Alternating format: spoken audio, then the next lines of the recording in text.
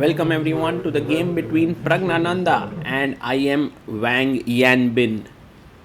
Wang Yanbin opens the game with d4. He's rated 2373. We are at the World Rapid Team Championships. c4 e6. It's always interesting to see a world class player face someone who is strong but not as strong as him. Pragg goes for his favorite, Bogo Indian. Now, Bogo Indian has this reputation of being slightly not as strong as, let's say, Queen's Gambit Decline, because you capture the center. But here you give a check, you bring your queen to defend the bishop, and you are essentially saying that I'll take control of the center later. White plays knight to c3 and asks the bishop, what exactly are you doing on c3? The next idea could be g3, bishop g2 and castles. He takes on c3, bishop c3 and knight e4. So you quickly try to get your bishop back, queen c2. He takes on c3, queen takes c3 and now castles. So a small edge for white for sure. You have the center, you have pieces developed. You have to decide about your bishop, e3 bishop e2 or g3 bishop g2. He goes for the simple e3, and often g3 is the more testing way to play, because Pragg will put his bishop on this long diagonal and this bishop would be very strong. So this is how usually black continues, puts the bishop here, bishop e2, bishop b7. I must say that white's position is so solid. It's very difficult for Pragg to get an advantage here because rooks are connected, the center remains, the pieces are well placed. He goes d6, and I think Pragg is not thinking about how to win this game. He's just making his moves. He's just playing simple chess. Knight to d2 played. Now the idea of this move is to maybe pop the bishop out to f3. This does remind me of a game of Capablanca where his opponent wanted to trade pieces and make a draw. And one of the advices that Capablanca had given is that against a strong player, you can't just keep trading and make a draw. It's very tough because the stronger player will create imbalances. Like here, Pragg does play f5. He stops e4 and he will go knight f6, knight e4.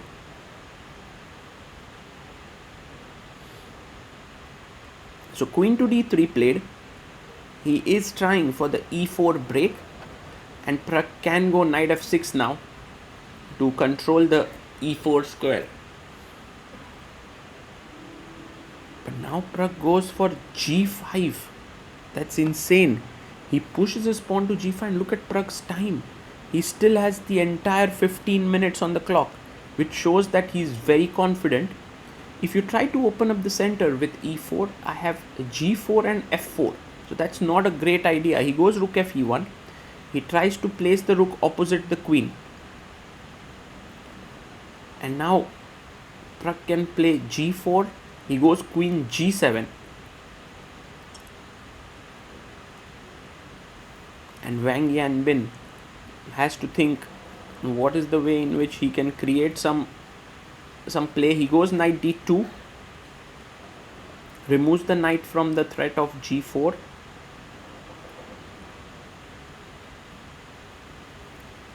And next up, Pragg goes pawn to e5. He pushes his pawn forward and gets up. Moves around. Pragg is like, okay, this position looks nice for me. The thing is, white would like to open up the position. D takes e5 does make sense. And now you can take with the knight. With these two pawns, again an important decision for Pragg. Or you can take with the queen, or you can even take with the pawn. He takes with the pawn. And there can be a check. Things are a bit loose in black's camp. He goes f4. It's a very risky decision, because after pawn takes and e4, it does give black a protected passer. At the same time, the g file is open. I do get it what Wang Yanbin is trying. Like, imagine a position like take and e4. This is what Pragg is doing, by the way. Take, and e4, and then the knight swivels back to e3. It blocks the passer and keeps pressurizing the f5 point. That would be a really nice position. So check, king h8 seems logical. There's also queen f7. He plays king h8, and now I was wondering if he goes knight b3, a good move actually, because if knight f1, there was knight c5, and it might seem you've got what you wanted, but knight comes to d3, and this is really catastrophic. So knight b3, Pragg goes rook a d8, defending the knight, rook d1, and queen comes to e7. He quickly moves his queen and putting pressure on the clock as well. Queen c6, now attacking the c7 pawn. This has been very good play by white, creating some counterplay. Knight to f6 played by Praggnanandhaa, and now knight d4 coming to the f5 square to hit it. Could be a great idea, but he goes rook d4, a surprising move, but I get it. He wants to double on the d file and put pressure here. Maybe he wants to push c5, pawn to c5 is the idea. So rook d4, black can play the move knight h5. He goes pawn to a5, and he's looking for a4. I don't know, a4 is defended, but rook d1 would not be great, because after take, let's say take, the e pawn is very strong. So he goes c5.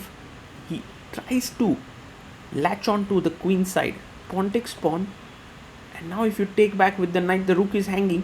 So you first take on d8 and then take on c5. He takes it, takes, queen takes c5. The endgame is not particularly great. You want to keep the queens on the board. Knight c5 makes sense because the king is a bit loose on h8. Knight to c5, and then knight e6, queen e6, f5 is weak. These are the possibilities here. There's also knight takes a5, that's playable. But he plays rook c1, and he's made a huge mistake here. He made this move. He's down to 32 seconds. He's attacking c5, but Pragg has e3, e2, and e1. It's a very straightforward plan, and Pragg pushes it, pawn to e3. He took his time and he made this move.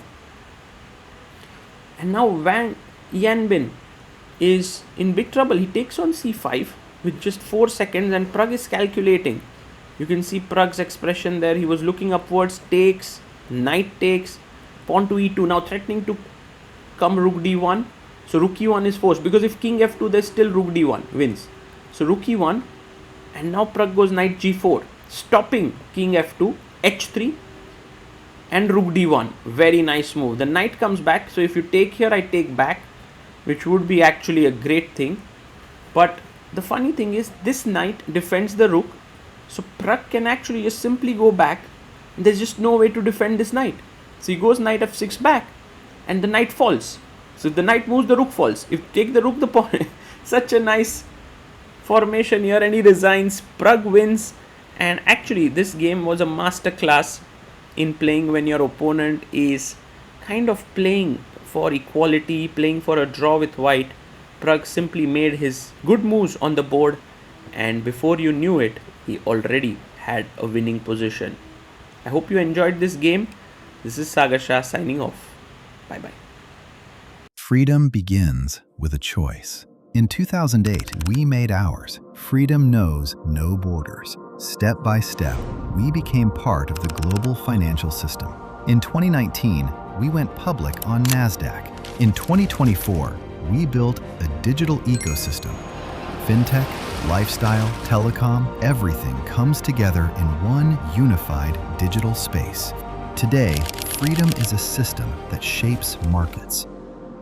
$2 billion in annual revenue, $9.3 billion market capitalization, 11 million customers,